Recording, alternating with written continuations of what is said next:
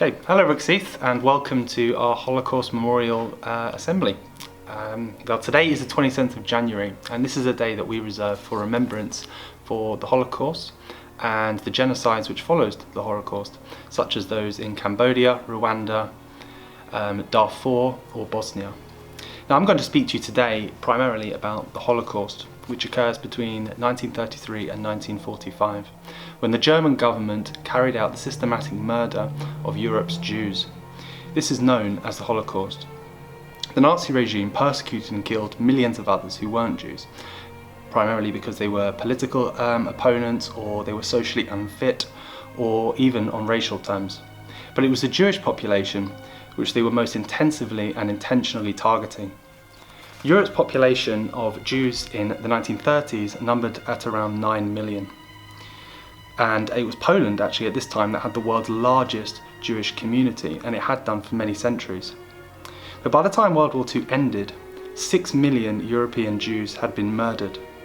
Many of them had been reduced to ashes in the facilities that had been built by the Nazi regime.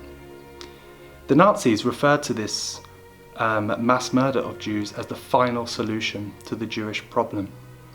Holocaust Memorial Day is held on this day, 27th of January, because it was on this day in 1945 that the Soviets liberated Auschwitz-Birkenau, the largest of the Nazi concentration camps. In just over 4.5 years, the Nazis had systematically murdered roughly 1.1 million people in this camp. Nearly 1 million of them were Jews. Those deported to the camp complex were murdered in many ways. They were gassed, they were starved, some of them were worked to death, and some of them were even killed in medical experiments. Most, however, were murdered in the gas complexes at Birkenau, Auschwitz. Poland's Jewish community had been decimated by this systematic murder. Poland's population had reduced from 3 million down to just 300,000. Now, this Holocaust raises many perplexing questions. Why did so many Europeans cooperate with Hitler's program of Jewish persecution, either actively or passively? Why did relatively few of them resist? Was the systematic murder of the Jews on the industrial scale an anomaly of history, or merely the worst manifestation of hatred that for thousands of years had simmered and frequently boiled over? How was it possible that a society as educated and cultured as that of 1930s Germany could spawn such an evil? But we're not answering those questions today. That's not what today is about. Today is about remembrance. It's a day for us to stop and remember the millions of people who have been killed or whose lives have been permanently changed by genocide. It's a day for us to think about those who survived, to make sure that we learn from their experiences and we use that to influence our actions today. Holocaust Memorial Day is a day to remember how important it is not to spread messages of hate, to exclude people because of things like race or religion. Now, I'm going to leave you with this.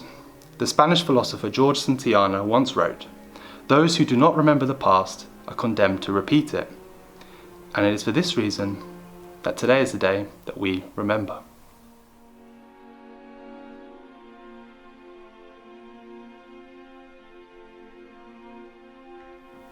Hello Rooks Heath.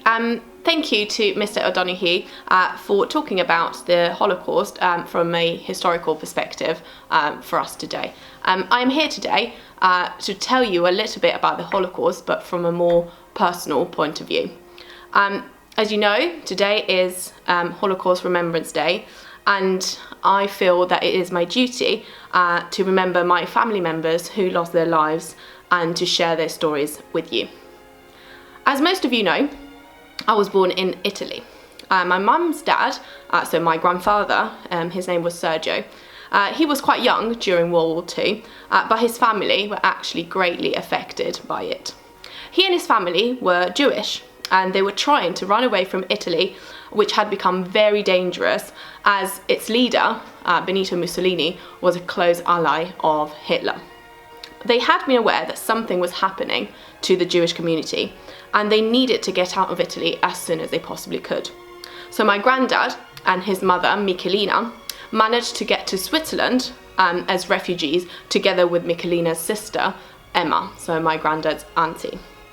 The rest of the family, unfortunately, were not so lucky.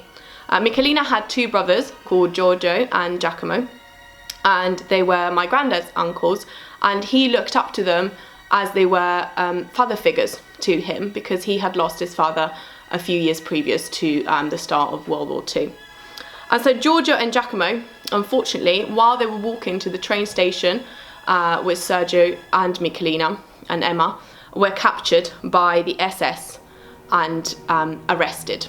They were taken to prison, and a few days later, we're not exactly sure when this happened, they were deported to Auschwitz, and they died there in 1944. Michelina had also another sister, so she was sister to Giorgio and Giacomo as well, called Emma, who managed to get to Switzerland. However, her husband unfortunately didn't. His name was Arrigo. He was actually the one who had organised for himself and his family to be smuggled into Switzerland. But when they all got to the border, there was no space for him actually at the refugee camp, and he was told to come back the next day. During that night, he was arrested. He was deported to Auschwitz, and he died there in 1944. Sergio, my grandfather, and his mother Michelina survived the Holocaust. Sergio, a few years later, met Teresa, a Catholic girl, at a ballroom, and when they eventually got married and had children, he refused to raise them as Jewish because of all of the suffering that his religion had actually caused him. So he said to his wife to take care of his kids' religious education. He did not want to have a part in it. And so this is why my mother and her brother, my uncle, were raised as Catholic, and so was I. Even though I am not Jewish myself, I feel a strong connection to this story. My granddad, my uncle, and my mother have taught me to never forget about it. And so I'm here today so you also don't forget about it. Like Mr. O'Donoghue said, we need to learn history so that history does not repeat itself. And in these current times, this is more relevant than ever.